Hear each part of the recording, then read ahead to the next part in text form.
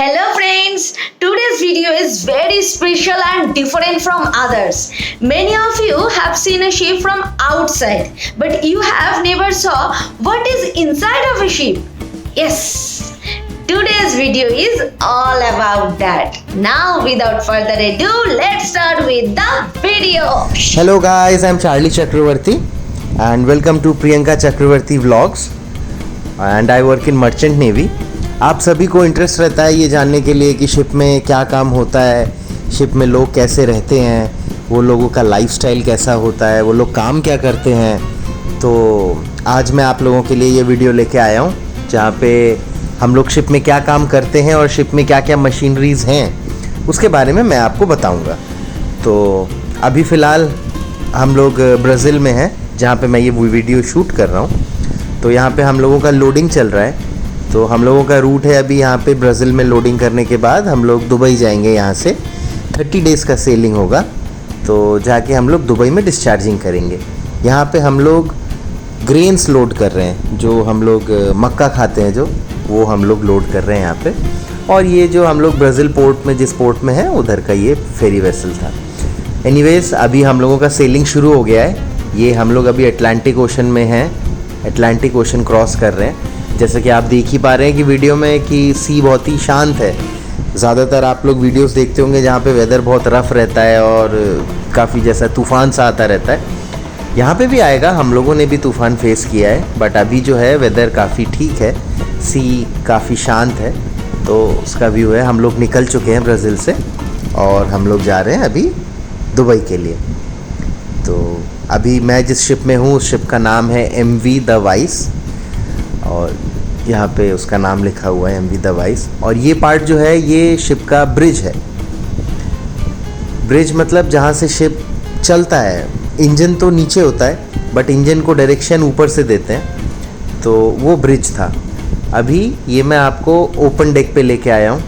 ये शिप का आफ्ट पार्ट है। आफ्ट मतलब पीछे का हिस्सा जो है शिप का, ये वो वाला एरिया है जहाँ पे अकोमोडेशन है, ये वो वाला एरिया है।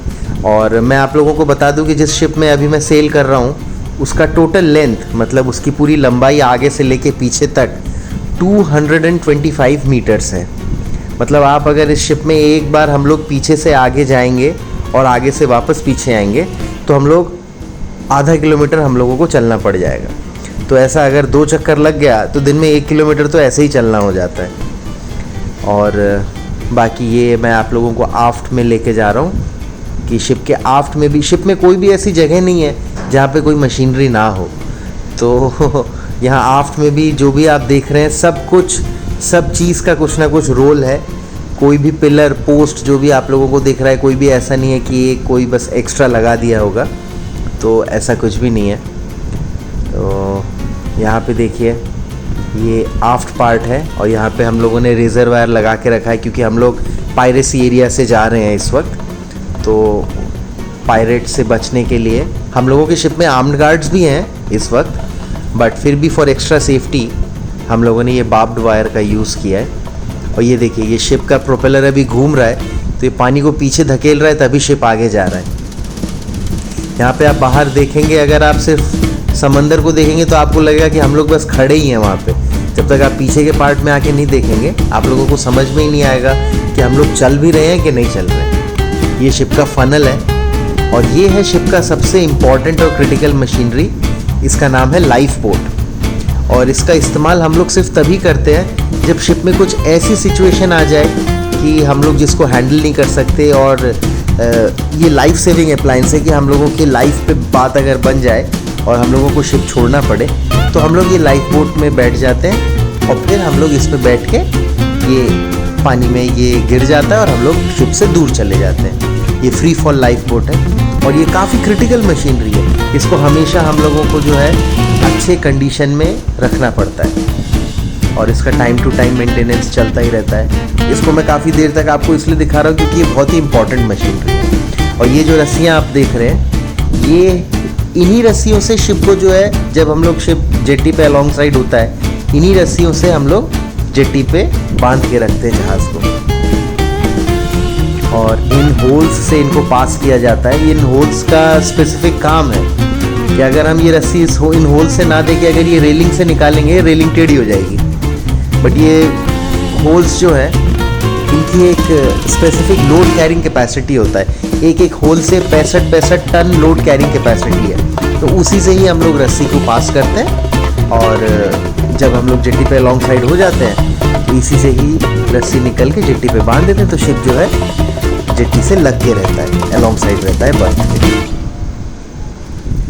और बाकी शिप के बारे में बताने के लिए इतना कुछ है कि एक बार में मैं बताऊंगा तो मैं भी पूरा ख़त्म नहीं कर पाऊंगा, आप लोग भी पूरा सुन नहीं पाएंगे।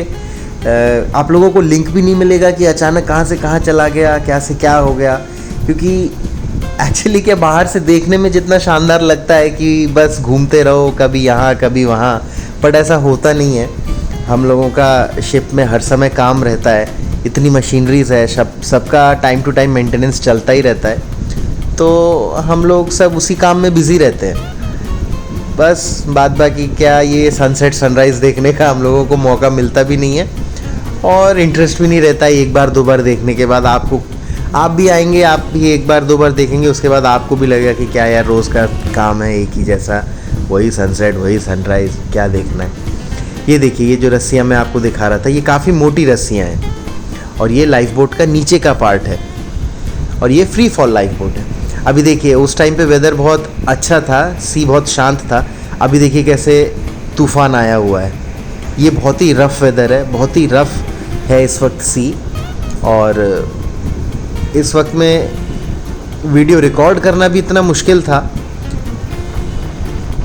तो अभी आगे जाएंगे हम लोग तो आपको और दिखेगा कि क्या वेदर है, बहुत ही ज़्यादा रफ़। ये जो वेव्स आ रही हैं, एक वेव की हाइट है कम से कम आपका 8-9 मीटर ऊंची वेव्स हैं ये सब।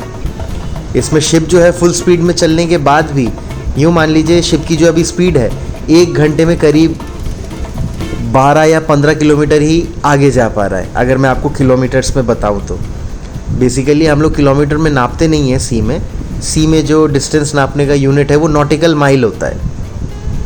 तो 1 नॉटिकल माइल में 1.852 किलोमीटर्स होता है, करीब 2 किलोमीटर मान लीजिए।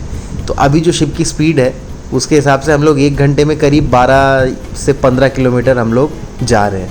इतना वेदर रफ़ है कि हम लोग आगे जा ही नहीं पा रहे हैं ज़्यादा।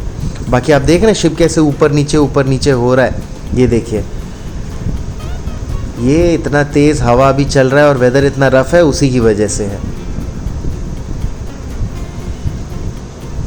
और वैसे हम लोग तो शिप में रहते हैं तो ये आपको शुरू में थोड़ा डर लग सकता है। जो नए लोग आते हैं, जैसे हम लोग भी जब नया अपना करियर शुरू करते हैं इधर, शुरू में देख के थोड़ा डर लगता है, थोड़ा तबीयत भी ख़राब होती है, सी सिकनेस होता है बहुतों को।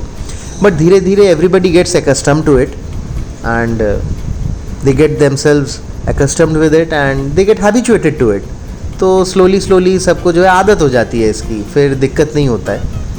तो अभी भी जो है वेदर बहुत रफ़ है बट हेल्थ वाइज उतना दिक्कत नहीं होता है। और ये थोड़ी सी मेरी झलक साथ में।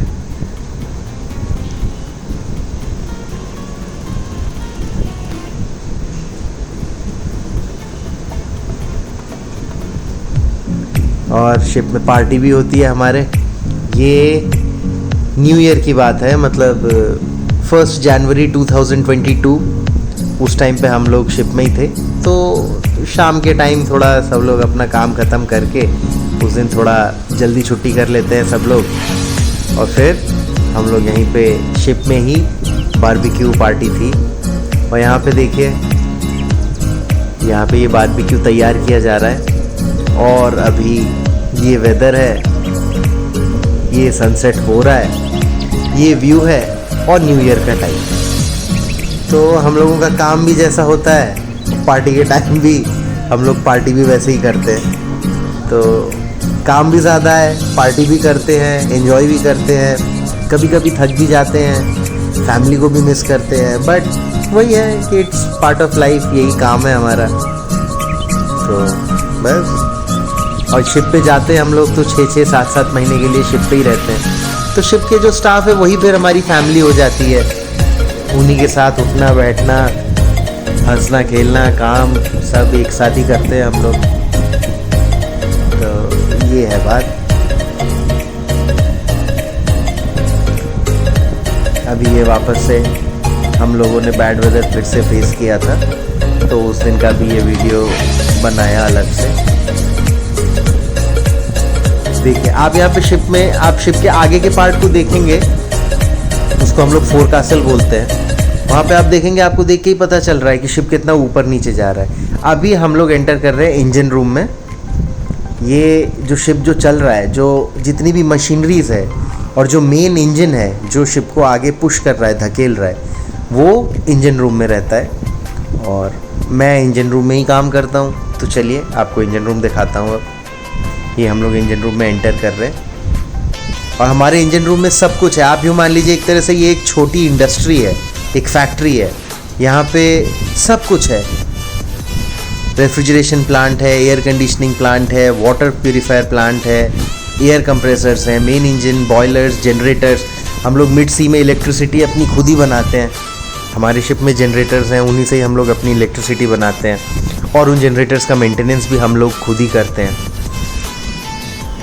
ये पूरा जो इंजन रूम है, ये इंजन रूम अगर आपको मैं, हम लोग जहाँ पे रहते हैं वहाँ पे अगर जो फ्लैट सिस्टम होता है उसके हिसाब से मैं अगर बताऊँ तो हमारे पूरे इंजन रूम की हाइट एकदम नीचे से लेके ऊपर तक यूँ मान लीजिए कि 8 फ्लोर्स है। जो नॉर्मल हमारा 8 फ्लोर की बिल्डिंग होती है G+8, तो उसकी जितनी ऊंचाई होती है उतनी ऊंचाई हमारी इंजन रूम की है। और इसमें से करीब करीब आधा हिस्सा हमेशा पानी के अंदर ही रहता है। ये हमारा मेन इंजन है। अभी इसके बारे में मैं आपको डिटेल्स में क्या ही बताऊं, क्योंकि काफ़ी बताने जाऊंगा तो काफ़ी लेंदी हो जाएगा और काफ़ी टेक्निकल भी हो जाएगा। तो वो हमारा मेन इंजन था। ये हमारा बॉयलर है और ये हमारा पूरा इंजन रूम है। मैं आपको जल्दी से पूरा दिखा देता हूँ। ये हमारे एयर बॉटल्स हैं। ये हमारे 2 कंप्रेसर्स हैं जिससे हवा भरते हैं हम लोग इन बॉटल्स में, और वो हवा का बहुत यूज़ होता है शिप में। मेन इंजन को चलाने में भी हवा की ज़रूरत पड़ती है, और भी सारे काम हैं जिसमें हवा की ज़रूरत पड़ती है, प्रेशराइज्ड एयर की। तो ये हम लोग उससे करते हैं। और अभी मैं आपको लेके जा रहा हूँ हमारे स्टीयरिंग गियर रूम में। मतलब जो जहाज़ का जो स्टीयरिंग है, जो मैंने शुरुआत में बताया था, ब्रिज से इंजन चलता है, तो ब्रिज से जो सिग्नल आता है वो यहाँ नीचे आता है। यूँ मान लीजिए कि अराउंड 5 फ्लोर्स 7 फ्लोर्स नीचे यहाँ पे उसका सिग्नल आता है और यहाँ से स्टीयरिंग मूव होता है। तो अभी शिप को पोर्ट साइड जाना है या स्टारबोर्ड साइड जाना है, मतलब लेफ़्ट जाना है या राइट जाना है, वो यहाँ से होता है। ये हमारा स्टीयरिंग गियर रूम है। अच्छा, शिप में हम लोग लेफ़्ट या राइट नहीं बोलते हैं। शिप में हम लोग बोलते हैं पोर्ट एंड स्टारबोर्ड। जो लेफ़्ट है उसको पोर्ट बोलते हैं, जो राइट है उसको स्टारबोर्ड बोलते हैं। ये हमारा मेन स्टीयरिंग है। और अभी मैं आपको लेके चल रहा हूँ हमारे फायर फाइटिंग रूम में। शिप में अगर कभी भगवान न करे कुछ आग लग जाए तो ये CO2 रूम है। यहाँ पे सारे CO2 बॉटल्स हैं। तो हम लोग तब क्या करते हैं, अगर आग ऐसी इतनी ज़्यादा ही बड़ी आग लग जाए जिसको हम लोग local fire fighting extinguishing system से नहीं बुझा सकते, तो फिर तब हम लोग सब इंजन रूम खाली कर देते हैं। और after taking a proper head count, मतलब सब लोग आ गए हैं कि नहीं, कोई भी बंदा इंजन रूम में तो नहीं रह गया है, and when everybody is accounted for और सब इंजन रूम से बाहर हैं, तब हम लोग वहाँ से CO2 ऑपरेट करते हैं और पूरे इंजन रूम में CO2 भर जाता है। उससे क्या होता है, कहीं भी ऑक्सीजन नहीं रहता है, और अगर ऑक्सीजन नहीं रहेगा तो आग नहीं लगेगी, आग बढ़ नहीं पाएगी, तो आग इमीडिएटली बुझ जाती है। उसके लिए है हमारा CO2 रूम। और ये हमारा इंजन रूम में मेन इंजन है जो आपको शुरुआत में दिखाया था। अभी यहाँ स्टीयरिंग रूम से वापस आके हम लोग नीचे जा रहे हैं और ये हमारा मेन इंजन प्लेटफॉर्म है। और आप अभी भी हम लोग पानी के लेवल से ऊपर ही हैं। यहाँ से 1 फ्लोर हम लोग नीचे जाएंगे तो फिर वो पानी के लेवल के नीचे आ जाएगा। ये हमारे मेन जनरेटर्स हैं, जो शिप में जो भी इलेक्ट्रिसिटी का ज़रूरत होता है या जो भी इलेक्ट्रिसिटी प्रोड्यूस होती है वो इन मेन जनरेटर से प्रोड्यूस होती है। एक एक जनरेटर हमारा यहाँ पे 650 किलोवाट बिजली प्रोड्यूस करता है।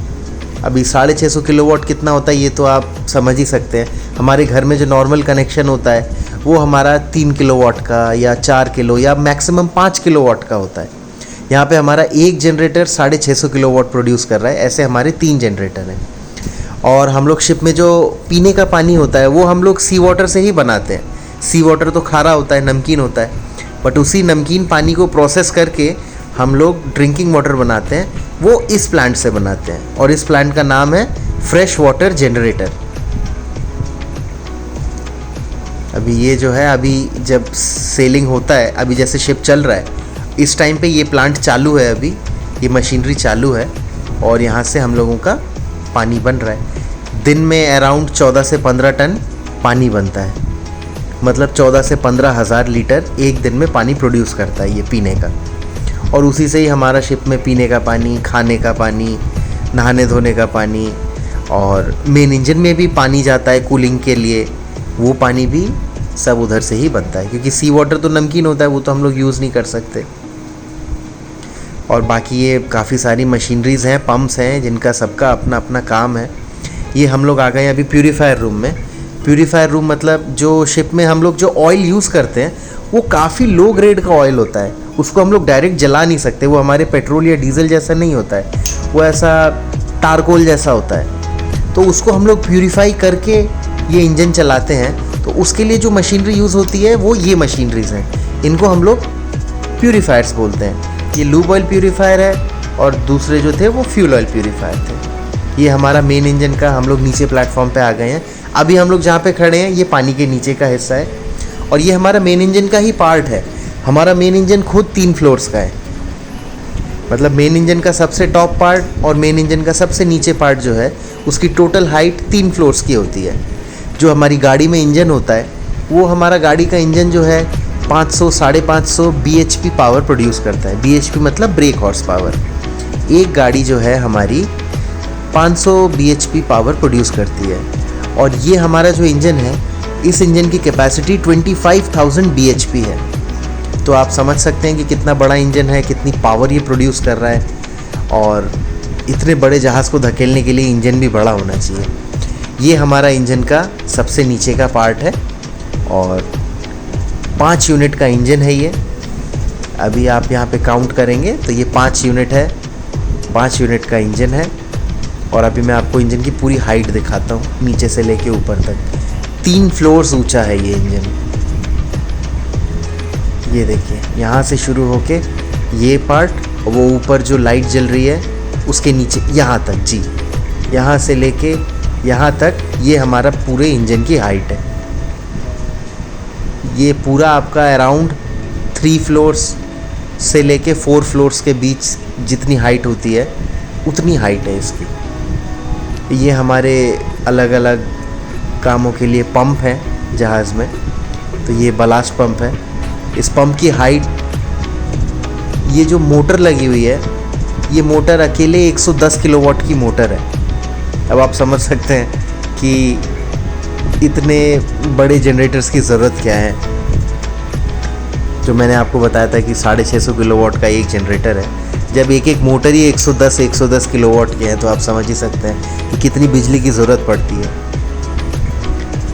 और मैं आपको बता दूं, जैसे हमारी गाड़ी में हम लोग एवरेज लगाते हैं कि 1 लीटर में 14 किलोमीटर जाती है, 15 किलोमीटर जाती है या 20 किलोमीटर जाती है। हम लोग शिप में ऐसे हिसाब नहीं, ऐसे एवरेज नहीं निकाल सकते हैं कि 1 लीटर तेल में जहाज़ कितना चल जाता है। हम लोगों का यहाँ पे ये जो हमारा इंजन है, ये जब एक दिन 24 आवर्स टोटल रनिंग में, इस इंजन में 31,000 लीटर्स तेल कंज्यूम होता है, मतलब 31,000 टन्स, 31,000 लीटर 24 घंटे में ये इंजन खाता है।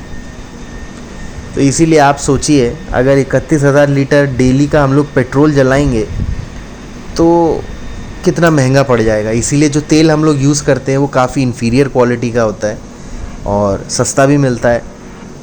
इसीलिए हम लोग उसको प्यूरीफाई करके यूज़ करते हैं। उसके लिए अलग मशीनरी है जो मैंने आपको दिखाया, प्यूरीफायर, फ्यूल ऑयल प्यूरीफायर जो हैं। तो दोस्तों, यही था एक शिप का मैंने छोटा सा एक आपको व्यू दिया है।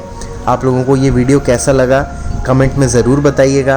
आप लोगों को कुछ और पूछना है, जानना है तो ज़रूर मुझे कमेंट बॉक्स में लिखिएगा, मैं ज़रूर आपको वो बताऊंगा, दिखाऊंगा। मैं नेक्स्ट टाइम जब भी शिप पे जाऊंगा मैं कोशिश करूंगा आप जो मुझसे पूछेंगे उसकी मैं अलग से वीडियो बना के आप लोगों को भेजूं, आप लोगों को दिखाऊं। और बस आप लोग ऐसे ही साथ में रहिए और प्रियंका चक्रवर्ती व्लॉग्स देखते रहिए। Thank you, thanks for watching, bye bye.